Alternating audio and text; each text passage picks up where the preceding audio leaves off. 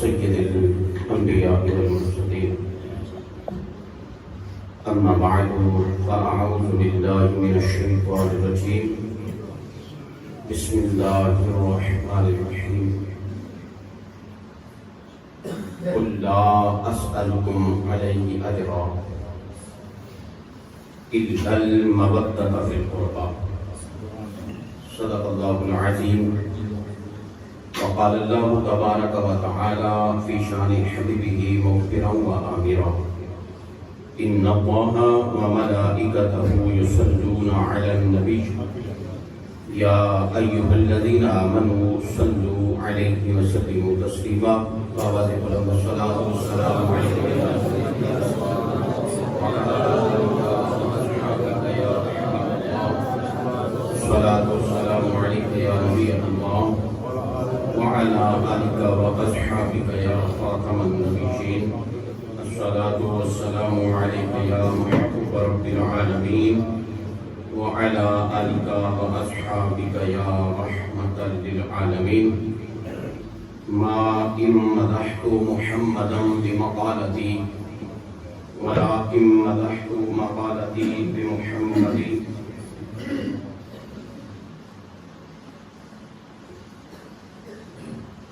یوں ہی رہے گی حشر تک عظمت حسین کی، یوں ہی رہے گی حشر تک عظمت حسین کی. بے مثل و بے گماں ہے شہادت حسین کی. راہ خدا میں آپ نے کنبہ دیا تمام، راہ خدا میں آپ نے کنبہ دیا تمام. دیکھے ذرا جہان سخاوت حسین کی. نہایت ہی واجب الاحترام میرے مسلک کے عظیم عالم دین، یقیناً مجھ سے ہر لحاظ میں اعلیٰ و افضل و برتر، ہماری اس جامع مسجد بہار مدینہ کے امام و مدرس حضرت علامہ مولانا قاری عمر مطلوب طاہری صاحب، آپ کے حکم پہ حاضر ہوں. آپ کا نہایت مشکور ہوں کہ آپ نے مجھے یاد کیا اور آپ احباب کا دیدار ہوا. سارے تقریباً چہرے ایسے ہیں جو مجھ سے واقف ہیں، میں آپ سے واقف ہوں. یہ محبت کا رشتہ بڑی دیر سے ہے. اللہ رب العزت کی بارگاہ میں دعا گو ہوں ہمارا یہ تعلق اور رشتہ ایسے قائم ہونا چاہیے. آپ محبت فرمانے والے حضرات ہیں. اللہ تعالی آپ کی محبت کو دوام نصیب فرمائے. اس مسجد کے ساتھ پرانا تعلق ہے. اب گو کہ تھوڑا سا یہ خطے کے لحاظ سے، عرضی لحاظ سے کچھ گلیاں کہہ لیں، کچھ تھوڑا سا فاصلہ ہوا ہے. آپ کے پاس ہی رہا ہوں تو لیکن دل آج بھی انشاءاللہ ہمارے اکٹھے. جب بھی موقع ملتا ہے انشاءاللہ اس مسجد میں بھی حاضری بھی ہوتی ہے تو آپ کا دیدار بھی ہوتا ہے. آپ کا اللہ اقبال بلند فرمائے. آپ علماء کے ساتھ محبت کرنے والے ہیں اور فجر کی نماز میں اتنے نمازیوں کا ہونا یقیناً یہ اعزاز کی بات بھی ہے اور اس لحاظ سے خوشی والی بات بھی ہے کہ ہم نے اکثر رمضان میں اور مساجد میں بھی جانا ہوتا ہے درس کے حوالے سے. اس کے علاوہ بھی جاتے ہیں تو پتہ چلتا رہتا ہے. اتنی تعداد فجر کی نماز میں باجماعت ہونا یہ بہرحال بڑے اعزاز کی بات ہے اور میں مبارکبادی پیش کر رہا ہوں آپ کو بھی، قبلہ کو بھی. یہ مسجد اللہ رب العزت اس کو آباد و شاد رکھے اور ایسی رونق لگی رہے، اس کو ایسے آباد رکھیں. اللہ رب العزت ہماری حاضری کو قدر منظور فرمائے. تو انہوں نے رات کو حکم فرمایا کہ ذکر امام حسین کرنے کے لیے میری یہ سعادت ہے کہ مجھے ایسی عظیم ہستی کے لیے مدعو کیا گیا اور ان پہ گفتگو کرنے کا موقع میسر آیا. یقیناً ہماری زبانیں اس لائق اور قابل نہیں ہیں کہ ہم ان کا ذکر کر سکیں یا ان کی شان بیان کر سکیں، لیکن انشاءاللہ ہم ان کی غلام ہیں تو غلامی کا ثبوت دیتے ہوئے، اظہار کرتے ہوئے میں حاضر ہوں. آپ سننے کے لیے حاضر ہیں. دعا کیجئے اللہ میری زبان پہ کلمہ حق جاری فرمائے اور مجھے اور آپ کو اللہ عمل کی توفیق نصیب فرمائے. عمل سے زندگی بنتی ہے، جنت بھی جہنم بھی. یہ خاکی اپنی فطرت میں نہ نوری ہے نہ ناری ہے.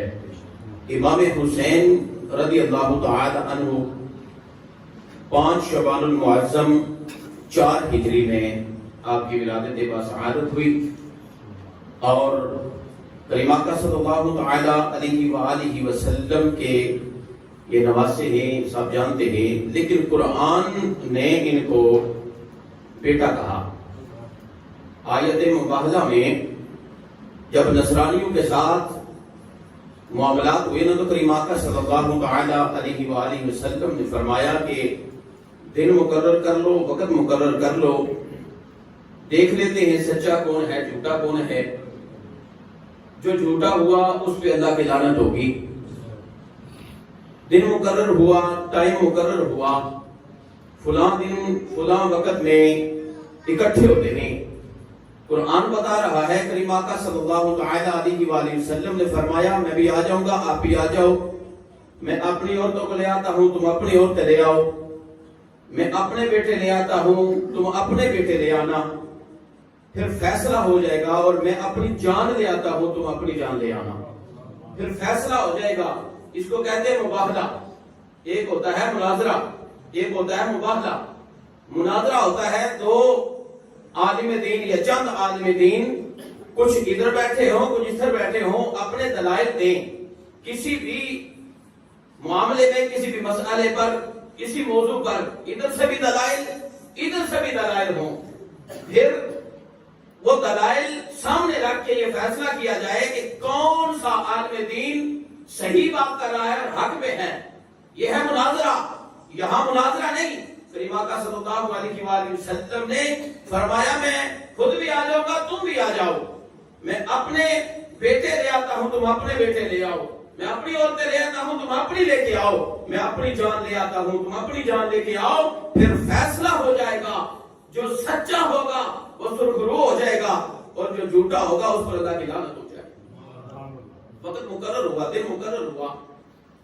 نصرانیوں کا جو بڑا تھا وہ سارے اکٹھے ہوئے کہ جاتے ہیں مقابلے کے لیے. وہ کچھ سیانا تھا. اس نے کہا ٹھہرو ذرا، یہیں ٹھہرو، پہلے مجھے جانے دو، میں دیکھ کے آتا ہوں کہ مسلمانوں کے نبی نے یہ جو اتنا بڑا دعویٰ کیا ہے، پہلے میں یہ دیکھ کے آتا ہوں کہ وہ ساتھ لے کے کس کو آتا ہے. وہ آ کے دیکھتا ہے. کریم آقا صلی اللہ تعالی علیہ وآلہ وسلم خرامہ تشریف لا رہے ہیں. تو منظر جو کتب سیر میں ہے، کچھ لکھتے ہیں کہ اس وقت امام حسن اور امام حسین کی عمر مبارک اتنی تھی کہ گود میں کریم آقا صلی اللہ علیہ وآلہ وسلم نے اٹھائے ہوئے تھے. اور کچھ لکھتے ہیں کہ اتنی عمر تھی کہ خود ساتھ چل رہے تھے.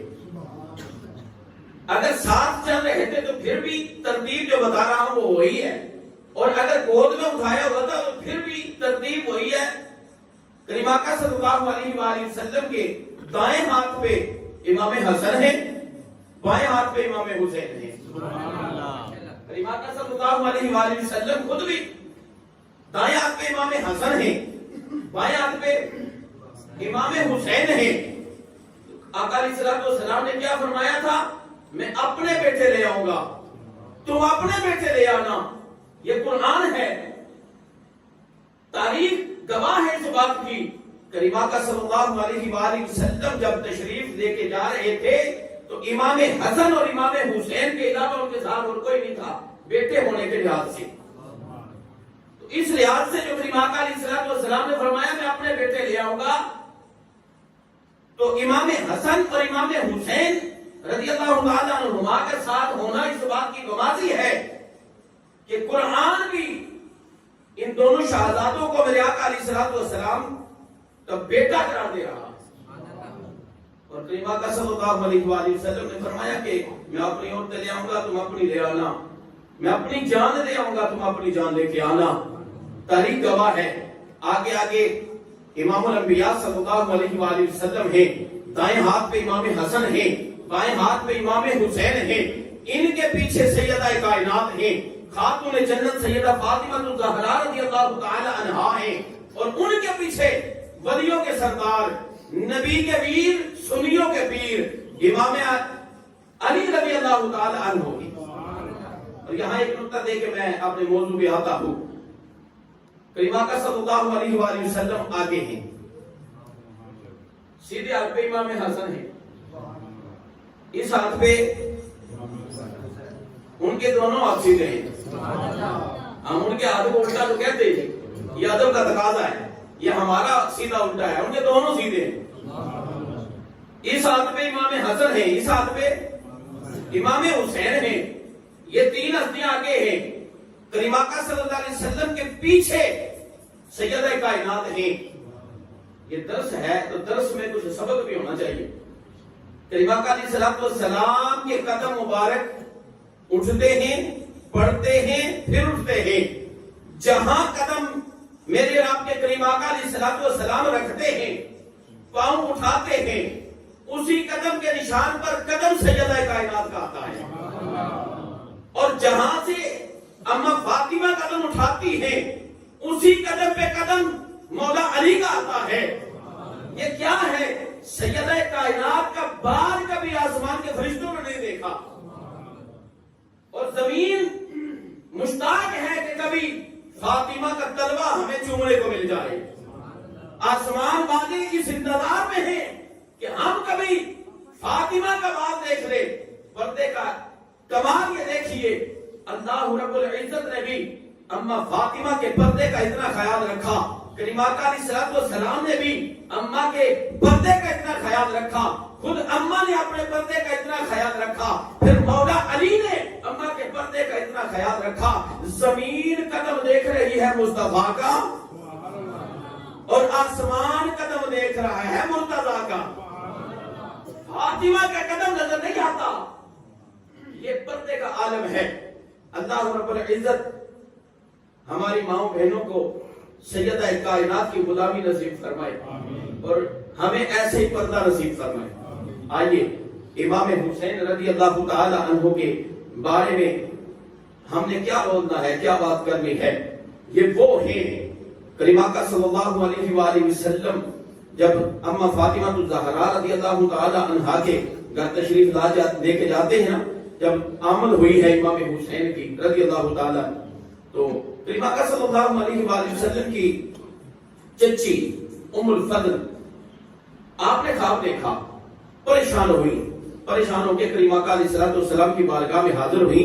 یا رسول اللہ صلی اللہ علیہ وسلم, میں نے رات خواب دیکھا ہے, پریشان ہوں. کریم آقا علیہ السلام فرماتے ہیں کیا وجہ ہے, کیوں پریشان ہوں, کیا دیکھا؟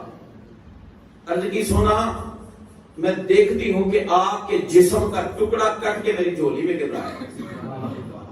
ظاہری طور پہ یہ بڑی عجیب سی کیفیت سی تھی. کریم آقا علیہ السلام مسکرائے, فرمایا یہ تو بڑا اچھا خواب ہے, یہ تو بڑا احسن خواب ہے, یہ تو بڑا نیک خواب ہے. عرض کی سونا مجھے سمجھ نہیں آئی. کریم آقا صلی اللہ علیہ وآلہ وسلم فرماتے ہیں کہ میری بیٹی فاطمہ کے گھر اللہ بیٹا دے گا, وہ آپ کی گود میں آئے گا, اور وہ میری نسل چلانے کا ذریعہ ہوگا. سب کی نسل اپنے بیٹے کی طرف سے چلتی ہے, اور میری نسل میری بیٹی فاطمہ کی طرف سے چلتی ہے. یہ بڑا اثر خواب ہے. اور دیکھیے ابھی آمد ہوئی نہیں امام حسین کی, آج سائنس نے بڑی ترقی کر لی. ہونا تو نہیں تھا چاہیے یہ کام, لیکن جس کو اللہ اور اللہ کے پاک محبوب نے پردے میں رکھا وہ بات پردے میں ہی رہنی چاہیے تھی. لیکن یہ ڈاکٹر صاحب سامنے بیٹھے ہیں, آج جدت اتنی آ گئی ہے کہ چوتھا مہینہ جب ہوتا ہے نا, ان کو تو چل پڑتے ہیں جا کے الٹرا ساؤنڈ کروا کے پتہ کروائیں، کیونکہ 4 ماہ کا جب عمل ہوتا ہے تو پھر جسم بن جاتا ہے، پھر پتہ چل جاتا ہے کہ یہ بیٹا ہے یا بیٹی ہے۔ اللہ نے، اللہ کے پاک محبوب نے اس کو پردے میں رکھا، پردے میں رہنا چاہیے، پوچھنا نہیں چاہیے، لیکن ڈاکٹروں کے پاس جاتے ہیں، کچھ ڈاکٹر خود بتا دیتے ہیں، بتانا نہیں چاہیے، کچھ جا کے پوچھتے ہیں، بتائیں جی ہمارے گھر جو خوشی آنے والی ہے وہ کیا ہے، بیٹا ہے یا بیٹی ہے؟ آج اتنے سالوں کے بعد، ہزاروں سال کے بعد، 1400 سال گزر گئے، تو آج سائنس نے جتنی جدت اختیار کی، اب یہ الٹرا ساؤنڈ والے بتاتے ہیں کہ ماں کے پیٹ میں بیٹا ہے یا بیٹی ہے۔ کریم آقا صلی اللہ علیہ وآلہ وسلم نے پہلے ہی بتا دیا، ام الفضل میری بیٹی کے گھر اللہ بیٹا عطا فرمائے گا۔ یہ کریم آقا علیہ السلام ہیں۔ تو یہ کون ہیں؟ امام حسین۔ میں جلدی سے بات مکمل کروں۔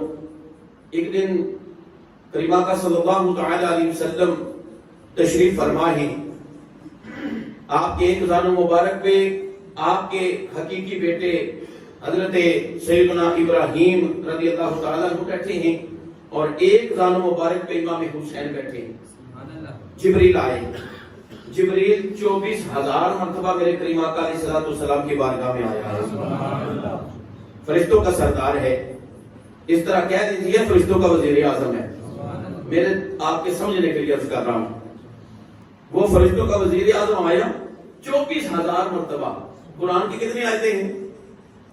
جو روایت ہے کہ اجماعی طور پہ 6,666، اختلاف موجود ہے، لیکن اس میں اختلاف ہے کہ کچھ کم بتاتے ہیں، کچھ زیادہ بتاتے ہیں، لیکن جو اجماعی طور پہ ہے، جو چل رہی ہے، میں وہ عرض کر رہا ہوں، 200 کچھ بنتی ہے، ویسے 6,200 کچھ بنتی ہے، لیکن اگر 6,666 زیادہ اجماع اس پہ، آپ اس کو ہی لے لیتے ہیں، اگر ایک ایک آیت لے کے جبریل آتا نا،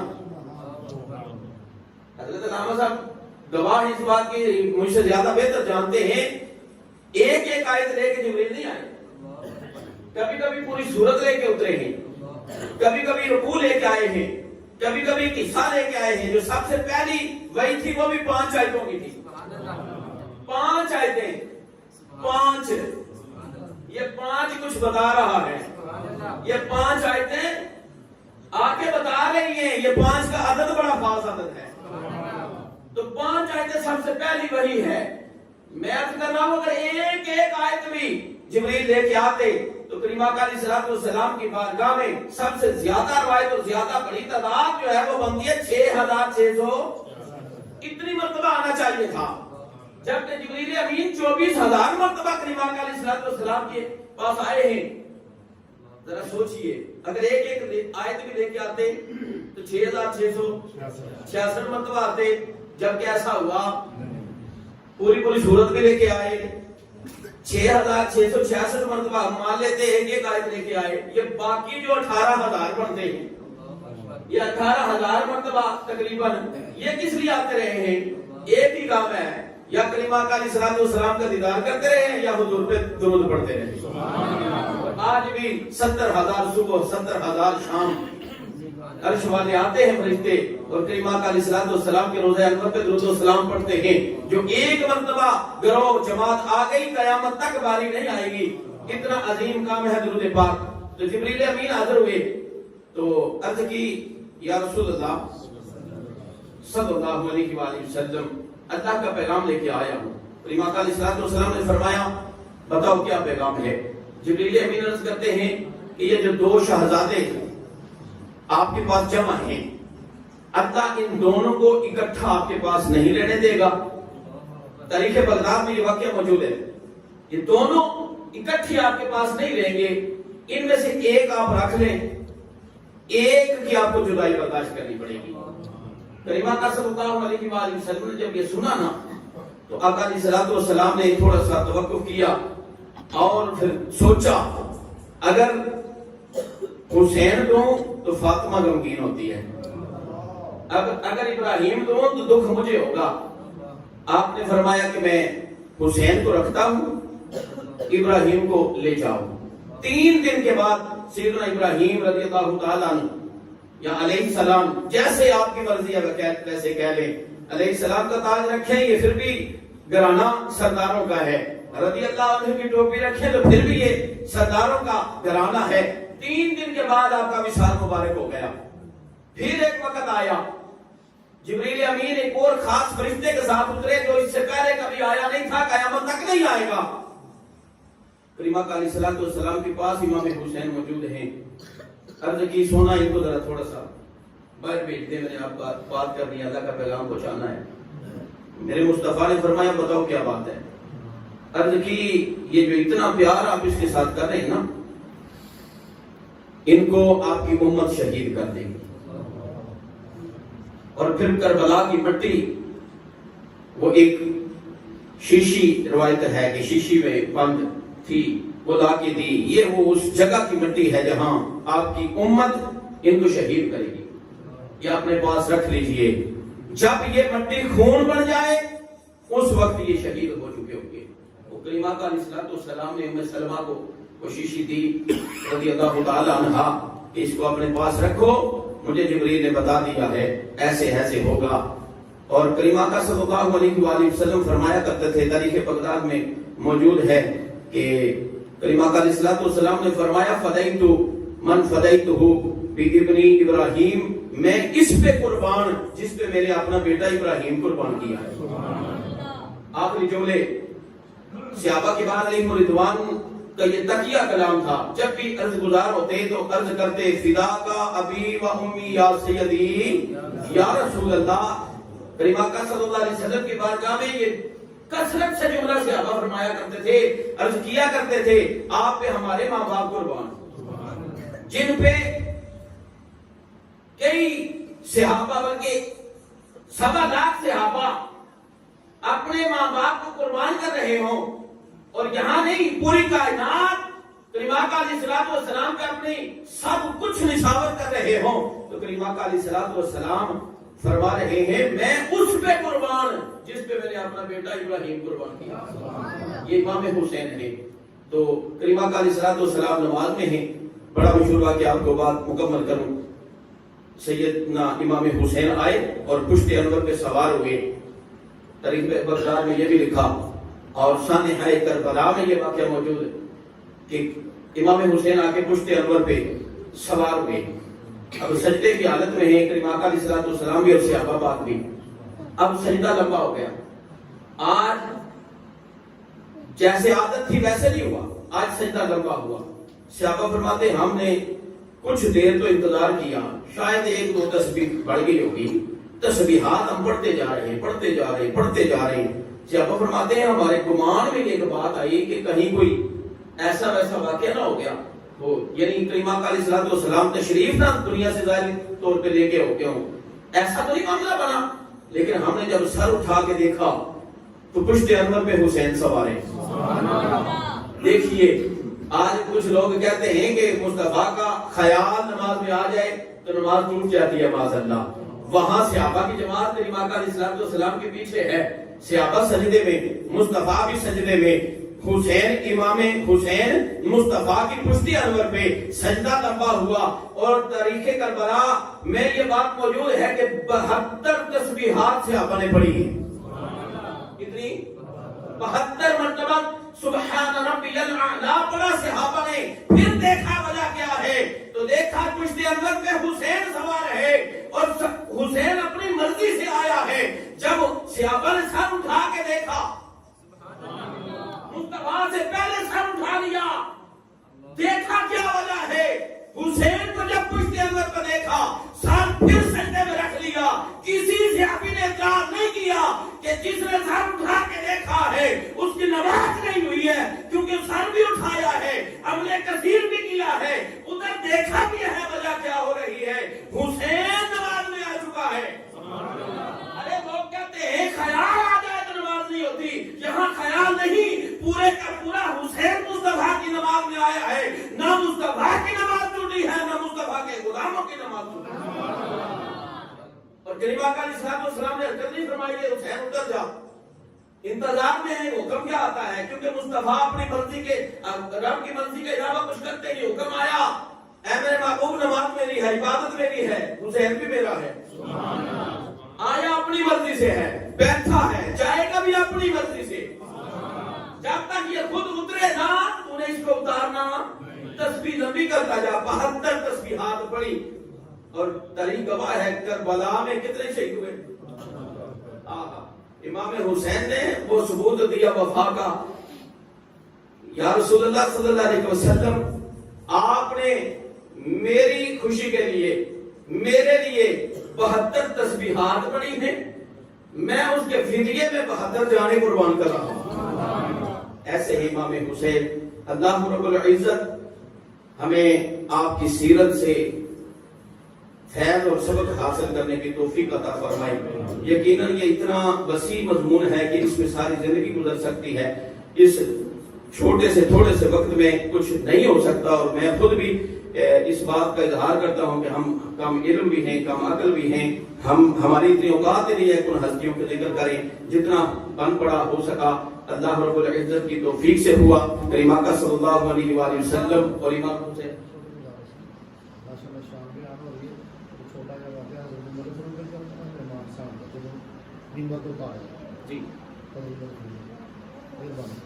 جی ٹھیک ہے۔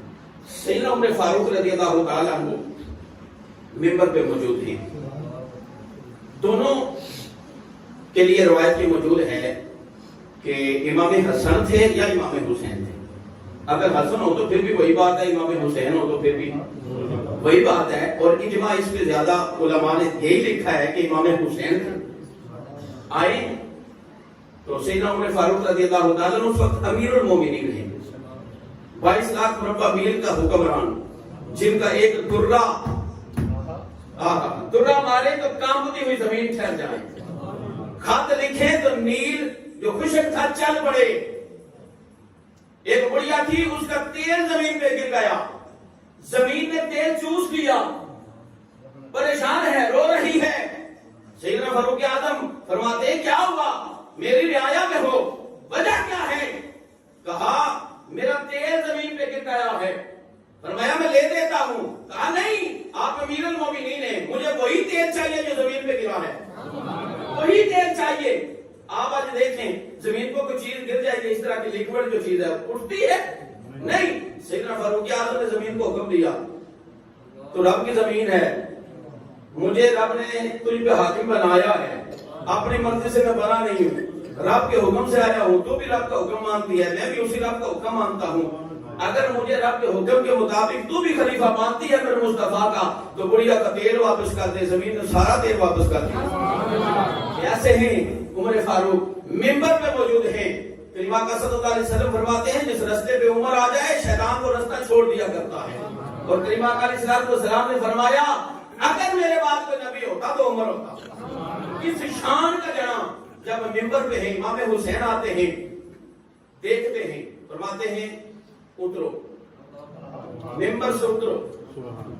صحابہ فرماتے ہم دیکھ رہے ہیں، فاروق اعظم نے دوسرا لمحہ ہی نہیں انتظار کیا، فوراً اتر کے کھڑے ہو گئے، غلام بن کے کھڑے ہو گئے، مسکرائے امام حسین، اللہ اکبر، مسکرائے، فرمایا چلو جا کے بیٹھ جاؤ۔